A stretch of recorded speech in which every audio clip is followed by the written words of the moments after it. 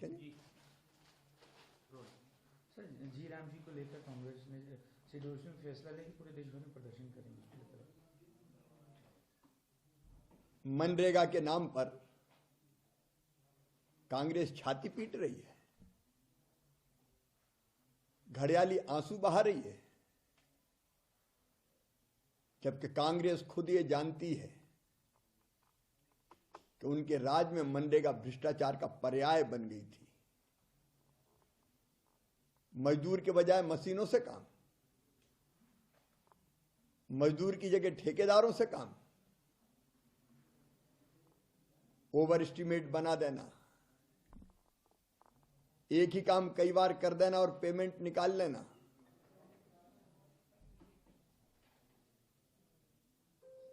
एक ही काम पे बार बार मिट्टी डाल देना, फर्जी जॉब कार्ड, ऐसे काम के मूल्यांकन हो ही ना।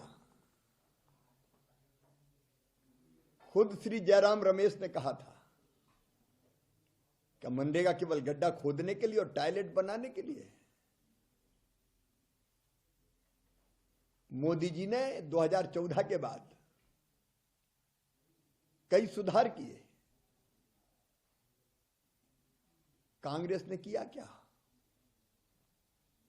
जब उनकी सरकार थी, अंधा बांटे रेवड़ी चीन चीन के दे, हाथी के दांत खाने के और दिखाने के और। अरे ये मोदी जी थे जिन्होंने 1,11,000 करोड़ रुपया तक खर्च किया इस योजना में।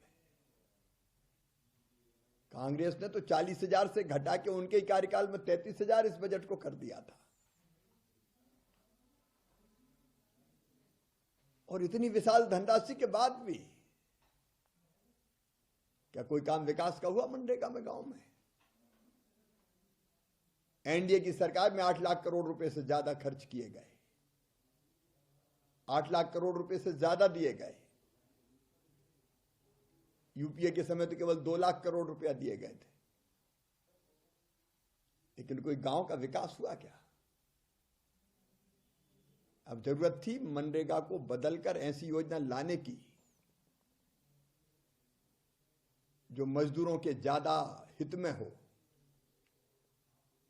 और विकसित भारत जी राम जी ऐसी योजना है कि जो ज्यादा मजदूर हितैषी है। 100 दिन से बढ़ा के 125 दिन की गारंटी दी है काम की, 100 से बढ़ा के 125 दिन रोजगार की गारंटी। लेकिन रोजगार के साथ साथ गांव का विकास भी तो जरूरी है। इसलिए गांव का सुनियोजित विकास,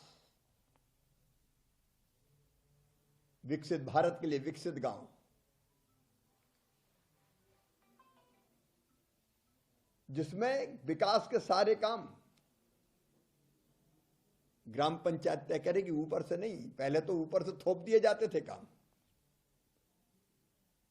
अब ग्राम पंचायत तय करेगी, ग्राम सभा तय करेगी। और इसके लिए जो प्रस्तावित बजट है वो 1,51,282 करोड़ पहले साल ली, ताकि मजदूर को काम भी भरपूर मिले और गांव का विकास भी ऐसा हो कि गरीबी मुक्त गांव, रोजगार युक्त गांव, विकसित गांव बन जाए। और मजदूरी ना मिले तो बेरोजगारी भत्ता का पुख्ता प्रावधान, उसको और बेहतर बनाने का काम किया गया है। विकसित भारत जी राम जी योजना में और समय पर मजदूरी अगर ना मिले तो विलंबित मजदूरी के लिए अलग से अतिरिक्त राशि देने की व्यवस्था, ये तो पहले थी नहीं।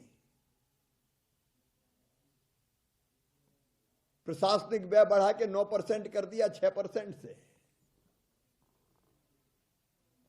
ताकि रोजगार सहायक, मैट, टेक्निकल स्टाफ, उनको समय पर भरपूर वेतन मिल सके, मानदेय मिल सके। और किसान के लिए भी उसको उपयोगी बनाया गया है। ये मजदूर हितैषी गांव के विकास को पूर्ण गति देने वाली, पूर्णता देने वाली, कर्मचारियों को सुनिश्चित वेतन और मानदेय दिलाने वाली, और इसके साथ साथ किसानों के हित को भी पूरा करने वाली योजना है। लेकिन कांग्रेस जबरदस्ती भ्रम फैला रही है, झूठ बोल रही है। कायदे में तो कांग्रेस को विकसित भारत जी राम जी योजना का स्वागत करना चाहिए। यह गांव के संपूर्ण विकास के लिए और मजदूरों के कल्याण के लिए है, जिससे परमानेंट असेट खड़े होंगे और गांव आगे बढ़ेंगे।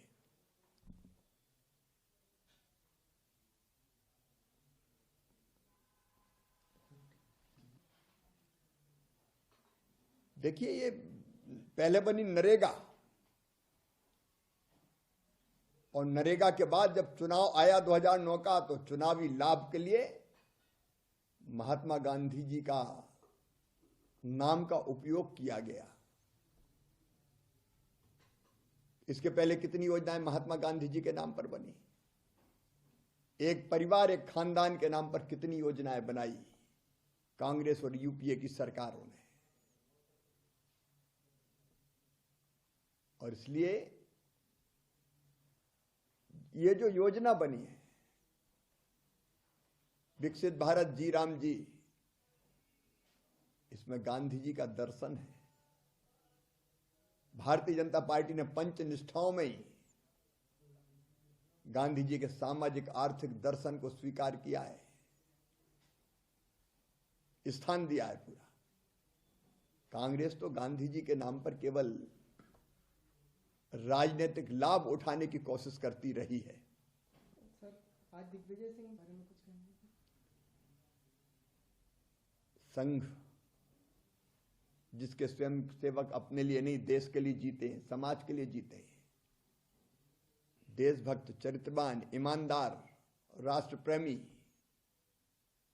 केवल अपने लिए नहीं दूसरों के लिए काम करने वाले, अपने पूरे जीवन को भारत माता के चरणों की सेवा में समर्पित करने वाले लाखों लाख कार्यकर्ताओं की मालिका तैयार की है राष्ट्रीय स्वयंसेवक संघ ने, जिसके स्वयंसेवक समाज जीवन के विविध क्षेत्रों में जाके, अलग अलग क्षेत्रों में जाके समाज की सेवा करते हैं, देश की सेवा करते हैं। भारतीय संस्कृति, जीवन मूल्य, परंपरा और दर्शन के आधार पर एक ऐसे राष्ट्र का पुनर्निर्माण जो भौतिकता की अग्नि में दग्ध विश्व मानवता को शाश्वत शांति के पथ का दिग्दर्शन कराएगा, इस काम में लगे हैं संघ के स्वयंसेवक। अगर तारीफ की है तो उन्हें सच्चाई को स्वीकारा।